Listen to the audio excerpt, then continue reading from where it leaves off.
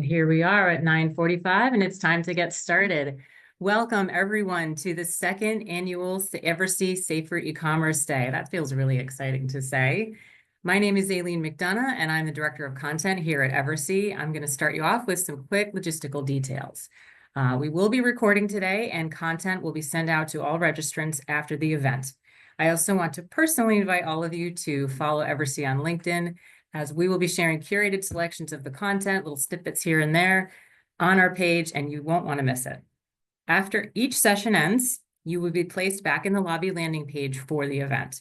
To enter the next session, simply click on the orange join button next to the session title listed. So if you get back to the lobby, you can always get back into a session by pressing that orange join button. And we definitely want you on for as many sessions as possible.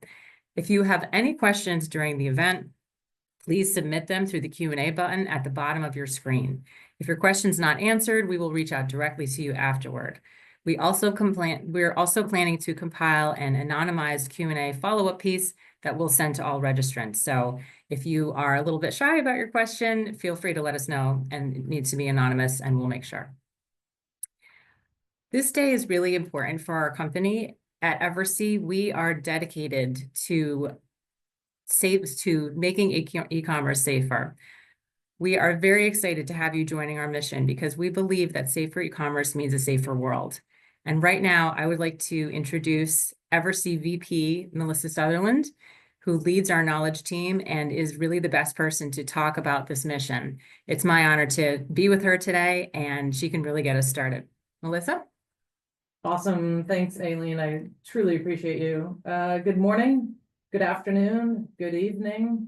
We have a global international audience that has joined us today for an awesome lineup of some of the coolest people in payments. And I'm truly thankful that everyone's schedules were able to somewhat match up. I mean, it's been a brutal couple of months trying to get everyone to line up. But let me back up and tell you why we founded this show. We did it with a mission in mind to foster collaboration and innovation within the risk and fraud payments ecosystem. But equally important is to celebrate the awesomeness of the payments community and the amazing people that keep the money moving and moving safely. In my opinion, we work in one of the coolest spaces, and you are some of the coolest people I've ever had the opportunity to work with. The challenges we're facing are monumental. They're ranging from cybercrime, ransomware, data theft, first-party fraud, counterfeits, deadly drugs, sextortion, elder abuse. They're growing in complexity and scale. We think we're at a critical juncture in the fight against the illicit economy, and the importance of strong partnerships cannot be overstated. Today's not going to be all about gloom and doom. Today is about unification and partnering. We have the power to disrupt and dismantle the operations of bad actors. Not only are these actors posing a threat to our financial systems, but they are posing a threat to the very fabric of our society. We know that these individuals and networks aren't just undermining the economics and the businesses that we foster and support. They're endangering democracy and they're victimizing on an industrial scale. Today, transnational criminal networks are causing billions of dollars in damage worldwide. They're using our technological innovations against us to steal from the vulnerable. They're hijacking the innocence of youth, and they're destroying the twilight years of retirees. These are well-funded, well-trained, well-traveled organizations, and they don't have limitations on the devastation that they're causing. Last year, our show focused on the concept of convergence, the idea that transnational criminal organizations are becoming more and more interconnected. And we shone a light on the notion that if we focus on the supply chain of these support networks wrapped around the criminal actor, then we can chip away at illicit activity. This year, we want the audience to leave thinking about fraud as a commodity. We want the community to start thinking about disruption of the actors that have created fraud as a service business model. We thought our industry had seen it all, but sadly, the bad actors have figured out how to monetize their fraud. So the fraud as a service is the name given to fraudsters who sell their tools, services, and expertise to carry out fraud on behalf of paying clients. These bad actors are now weaponizing regular folks who may not have gone down the path of darkness on their own. And later on in the day, you will hear from some speakers that will probably touch on and the notion of the chase glitch. And it's this notion that the bad actors can now weaponize regular people to do things that they otherwise wouldn't have thought of on their own. So the fraud as a service is the professional organizations now that are, these guys are focusing on service efficiency, client acquisition, monetization, product development, just like we do, no different. Their outcome is to harm people. Our outcome is to disrupt these guys. We are on a parallel path. The illegitimate economy has now modeled itself off the legitimate economy. So we see that convergence again, like we touched on last year. These folks are selling things such as phishing kits. We might be moving the money for these folks teaching other folks how to create a phishing scam, account takeover services, business email compromise scams, ad networks promoting illicit services, money laundering and mule account services, front signers for merchant accounts, malware as a service, AI fraud services. Frank McKenna touched on that last year. Nobody on this call is doing it intentionally. We know that. We are supportive of everyone's disruption effort. We host days like this to make sure that people think more broadly about what's coming at us. But I don't want to live in the darkness. I think all my friends know this. I spend an awful lot of time down there. I want to highlight a couple of cases where we won. Law enforcement is winning.